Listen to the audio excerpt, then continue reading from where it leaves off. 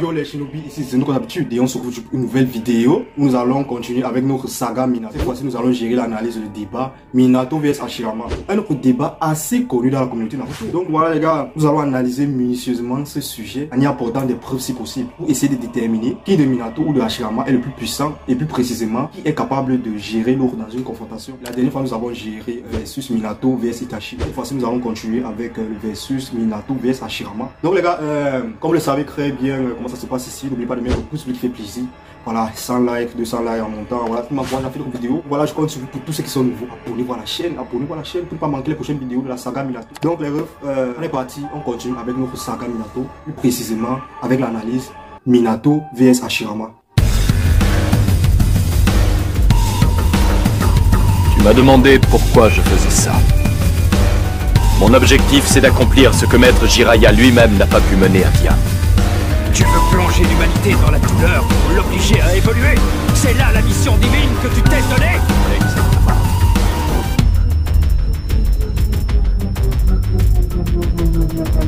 Je te délivrerai de cette vie.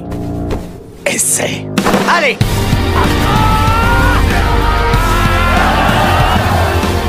Tu parles de paix, de justice. T'as pas encore fini de me prendre pour un imbécile. Tu ne devais pas empêcher ce massacre! Naruto!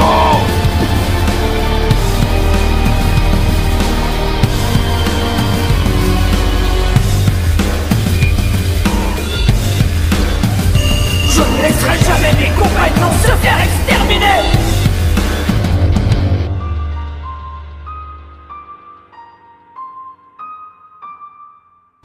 Ok, en ce qui concerne les capacités les gars, vous savez les capacités au combat, les aptitudes au combat. Nous allons commencer par la puissance de destruction et vous savez, en ce qui concerne la puissance de destruction, franchement, vous avez vu de quoi Minato est capable, vous avez vu de quoi Hashirama est capable. On est tous d'accord que Hashirama est largement supérieur à Minato en ce qui concerne la puissance de destruction. Donc franchement, dites-moi quelle technique de Minato que Peters nous allons pas faire. En ce qui concerne la réserve de chakra, Hashirama est toujours supérieur. Et on sait également que le clan Senju possède des réserves pétées de chakra, qu'il soit sous sa forme vivante ou en Edo Tensei. Minato ne peut pas être supérieur à Hashirama en termes de réserve de chakra. Minato doit déjà d'abord être égal à Naruto, ce qui n'est pas du tout le cas. Alors qu'Hashirama est considéré comme étant égal à Naruto en termes de réserve de chakra. Je parle bien de Naruto KCM2 à la limite, pas de Naruto Rikudo. En ninjutsu, Hashirama est encore supérieur, il n'y a pas de débat possible. En taijutsu, c'est la même chose. En finjutsu, je pense que j'ai un peu envie de dire qu'ils sont égaux. Bon, dans le one shot Minato et aussi dans le manga. Il y a d'abord Kyuubi qui compare Minato à Hashirama en termes de finjutsu. Maintenant, on regarde également le parcours de Minato et de Hashirama en ce qui concerne le finjutsu. On voit clairement que les deux ont un parcours similaire en ce qui concerne le finjutsu parce que Hashirama a appris les techniques Uzumaki. Vous savez, les Uzumaki avec les techniques de serment, c'est carrément du cheat code. Et Hashirama, sa meuf était une Uzumaki, Mito Uzumaki. Et c'est cette meuf-là, c'est sa femme, qu'il avait appris à utiliser les techniques finjutsu du clan Uzumaki.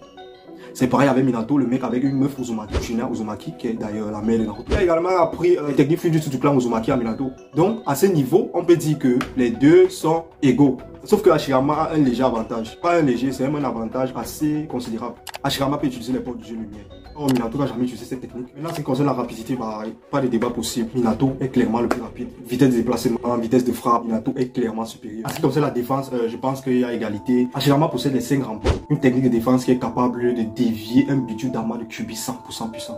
Et aussi la gangue de bois qui est capable de résister à la déflagration des Bijudama. Donc, niveau défense, Hashirama est plutôt chaud. Mais concernant Minato, nous savons déjà que Hirashin est une technique d'attaque et défense. Avec Hirashin, c'est presque impossible de pouvoir toucher une personne qui possède le Hirashin. Hormis cela, sous forme d'Edo Tensei, Minato possède le manteau de chakra du Biju Mode. En ce qui concerne l'intelligence, bah, Minato est clairement supérieur déjà. Minato est similaire à Tobirama en ce qui concerne l'intelligence. Même comme je pense que Tobirama est un poil au-dessus de Minato.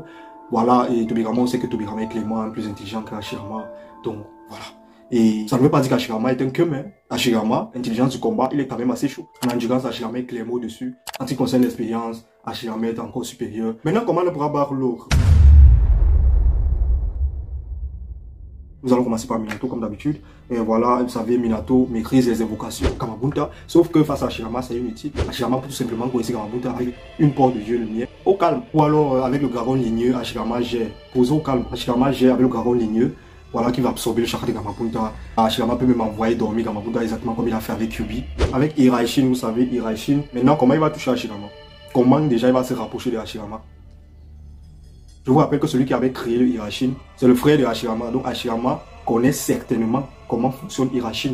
Vu que Tobirama avait clairement précisé qu'il faisait souvent équipe avec Hashirama lors des combats. Donc Hashirama connaît clairement comment fonctionne Hirashin. Donc pour que Minato parvienne à toucher Hashirama avec Hirashin, ça sera compliqué. Minato peut peut-être tenter d'avoir l'avantage du terrain en balançant les kunai un peu partout, exactement comme il avait fait avec le Raikage. Sauf que Hashirama, lui aussi possède le Mokuton, il peut faire la croissance du géant de la forêt. Hashirama avec Mokuton peut tout simplement balayer tout ça. On est d'accord que si Minato parvient à imposer une marque à Hashirama, c'est terminé. Même Obito qui possède une dématérialisation instantanée n'a pas pu gérer ça. Ce n'est pas Hashirama qui va pouvoir gérer ça. Mais maintenant, comment Minato va toucher Hashirama? Assez compliqué, les gars. Même s'il parvient à toucher Hashirama, le seul moyen pour qu'il puisse faire Hashirama, c'est de lui crancher. Tu vois? Ici. Enlever ça, c'est tout. Parce que c'est que si Minato fait son truc là qui cranche le corps comme il a fait avec Obito, ou alors ou bien il attaque avec un Rasengan, ça ne peut pas fonctionner. Hashirama possède la régénération. Hashirama va tanker ça avec son corps. Et il se régénère tout simplement. Il va encaisser un Rasengan, il va se régénérer. Obito, qui possède des capacités de régénération largement inférieures à Hashirama, a réussi à survivre à un Rasengan et à un coup du kunai de Minato. C'est pas Hashirama ne va pas suivre à ça. Le seul moyen de Minato de pouvoir vaincre Hashirama, c'est d'abord de lui placer une balise, ce qui est assez compliqué, qui est quasi impossible. Le Genjutsu sonore, je vous ai dit, concret avec Gamabunta, concret avec tous les Kakushima Miroku. Minato peut invoquer Fukasaku et Shima. De ce fait, ces deux-là peuvent faire un Genjutsu sonore qui va certainement gérer Hashirama, parce que Hashirama n'a rien pour gérer ce Genjutsu sonore. Hein. Hashirama n'est pas épuisé contre les Genjutsu. Ah oui. Pour terminer avec les techniques de Minato, nous avons Shikifujin. Vous savez, Shikifujin, empoisonnement des morts. C'est une sorte de sacrifice. Minato emporte l'âme de sa victime. Lui-même aussi sacrifie son âme. Minato l'utilise contre Hashirama. C'est du game over. Match nul. Et malheureusement, Hashirama n'a rien pour pouvoir gérer Shikifujin. Parce que, voilà, pour gérer Shikifujin, il faut déjà d'abord voir le Shinigami. Hein. Hashirama ne peut pas voir le Shinigami. Lorsque la victime est déjà touchée, c'est là où lui s'il peut voir le Shinigami. Mais maintenant, lorsqu'il est déjà touché, c'est terminé. Son âme est déjà prise. Il ne peut plus rien faire du tout. Donc, oui, Minato gère avec Shikifujin. Ça ne sera pas une victoire de Minato. Ça sera une sorte de match nul. Un match nul, c'est pas une victoire. Ok, maintenant on a terminé avec les techniques de Minato. Passons maintenant à comment Hashirama peut-il vaincre Minato. Vous savez, les pollens empoisonnés. Il suffit seulement que l'adversaire aspire le pollen et voilà. Au sol, c'est terminé. Minato ne va pas rester sur place. Hashirama peut tout simplement se téléporter hors de la zone de l'application du parfum du pollen là. Et tout simplement. Et il gère. Il y a également les portes du dieu lumière. Je vous dis, Hashirama immobilisé, Jubi avec ça. Hashirama peut invoquer plus d'une vingtaine de portes du dieu lumière. On voit également que Madara Inotense s'est fait immobiliser par les portes.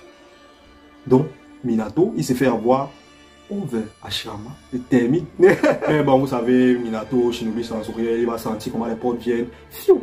Il se téléporte, tout simplement. Mais pas si vite, les gars. Il est possible que Minato ne puisse pas gérer les portes du dieu lumière. Parce qu'on voit Madara Inotense, je vous rappelle que c'est un Shinobi sensoriel. Tout simplement parce que le mec a été capable de détecter spécifiquement le chakra de Hashirama. On a aussi Obito Jinchuriki qui s'est fait avoir par les portes du dieu lumière. Il est même qui a détruit ça par la suite. Voilà, c'est un Jinchuriki de Jubi quand même. Il s'est quand même fait avoir par ces portes là. Il possède le Senjutsu Rikudo. Donc c'est possible que Minato puisse se faire avoir par les portes du dieu lumière. Maintenant, si Minato se fait avoir par les portes du dieu lumière, est-ce qu'il est capable de se téléporter pour se libérer des portes du dieu lumière? Bon, c'est sûr que les portes permettent en sorte que la victime ne puisse plus malaxer son chakra. Parce qu'on voit bien Madara, il est immobilisé. Il pouvait bien malaxer du chakra pour faire un Susanoo et se libérer. Mais on voit que le mec, il est immobilisé, il ne peut plus rien faire.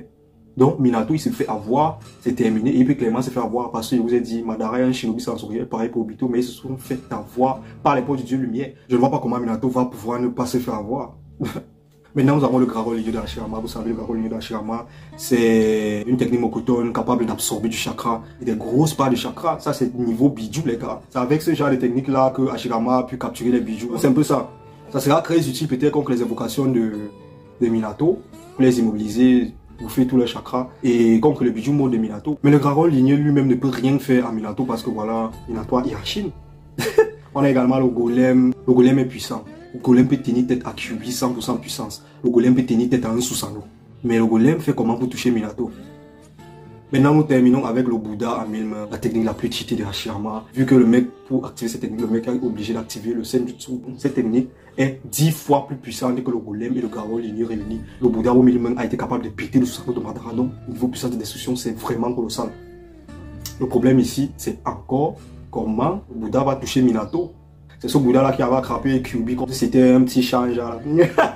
Donc voilà, on vient de faire le tour des techniques de Hashirama. Enfin, ce qui a été montré. Et on voit que Hashirama est chaud, Hashirama est extrêmement puissant. Mais la quasi-totalité de ces techniques sont presque inefficaces contre Minato. On met les portes du dieu lumière qui peuvent clairement faire quelque chose à Minato. Et je mets encore l'accent dessus. Parce qu'on voit que deux shinobi sensoriels n'ont pas pu gérer ça. Minato est un shinobi sensoriel. Comment va-t-il gérer ça? les portes du dieu lumière empêchent la victime de malaxer du chakra. Pour faire Hirachine, pour se libérer via Hirachine, mais Hirachine a besoin du chakra. Hirachine a besoin qu'on malaxe du chakra pour pouvoir l'utiliser. Minato ne peut pas gérer. Hashirama est également capable de faire des clones qui peuvent utiliser cette technique. Hashirama est capable de faire une vingtaine de clones qui peuvent mettre la pression sur Minato continuellement. Minato est aussi également capable de faire des clones, mais c'est en quantité inférieure. Bon, déjà, avec tout ce que le manga nous a montré, Hashirama est clairement plus puissant que Minato. Le problème maintenant, c'est qu'en combat, c'est un peu plus compliqué. Hashirama est toujours plus fort que Minato en combat. C'est juste que Minato est un peu nuisible. Avec son Hirachine, il est trop nuisible, les gars. Donc, franchement, moi, je pense que Hashirama est clairement supérieur à Minato, que ce soit à niveau puissance, que ce soit en ce qui concerne le combat. Hashirama est au-dessus de Minato. Ah, mais tu n'as pas parlé du Senjutsu de Minato, bah... Franchement, le Senjutsu de Minato, nous savons tous que ce n'est pas vraiment son atout le plus chaud. Lui-même, il a précisé déjà quand il a montré le Senjutsu, ça a duré à peine 2 minutes. C'était contre Madara. Ça ne va pas suffire contre Hashirama. Hashirama, lui, qui peut faire son Senjutsu, qui peut durer pendant des heures. Quand on parle même encore des aptitudes au combat, on a clairement vu que Hashirama est largement au-dessus de Minato, que ce soit sous sa forme vivante ou en Edo Tensei. Hashirama est largement au-dessus. Laissez le fanatisme, les gars. Hashirama se fait Minato. Ça sera difficile, ça sera compliqué, mais... Comme je l'ai dit les gars, Minato possède Shikifujin comme je l'ai précisé. Avec ça, Hashirama ne peut rien faire. Donc c'est un combat nul. Avec le Genjutsu sonore, il y a même que c'est incertain. Minato peut l'utiliser, vu qu'il peut invoquer tous les capots du monde Miroku. Donc Fukasaku et Shima. Si on se focalise sur le long terme du combat, Hashirama sort vainqueur. Hashirama est capable de combattre pendant des jours. Ce qui n'est pas le cas pour Minato. Donc les gars, moi je vois Hashirama gérer avec les portes du dieu lumière, Minato gérer avec Genjutsu sonore. Maintenant en regardant entre les deux, qu'est-ce qui s'active le plus rapidement? Ce sont les portes du dieu lumière. Donc Hashirama, clairement vainqueur du combat. Donc les gars, c'était tout pour cette analyse. Dites-moi dans les commentaires ce que vous pensez de ce débat, de cette petite analyse que j'ai faite. Voilà, je serais ravi de vous lire, on va continuer le débat là-bas. Voilà, si j'ai oublié certaines choses, parce que c'est sûr que j'ai peut-être oublié certaines choses, j'ai oublié de mentionner certaines choses, dites-moi ça dans les commentaires. Voilà, donnez vos avis dans les commentaires comme d'habitude. Voilà, n'oubliez pas de mettre le pouce bleu qui fait plaisir, abonnez-vous à la chaîne pour tous ceux qui sont nouveaux. N'oubliez pas de me suivre sur Facebook pour ceux qui ont Facebook. Là-bas, on peut très bien causer, c'est pour prendre contact avec moi, si vous causez personnellement avec moi, tu m'écris sur Facebook. Voilà, voilà les gars, c'était Zeno le Shinobi pour vous servir. Moi, je vous dis à la prochaine pour une nouvelle vidéo, pour une prochaine analyse de la saga Minato. Ciao!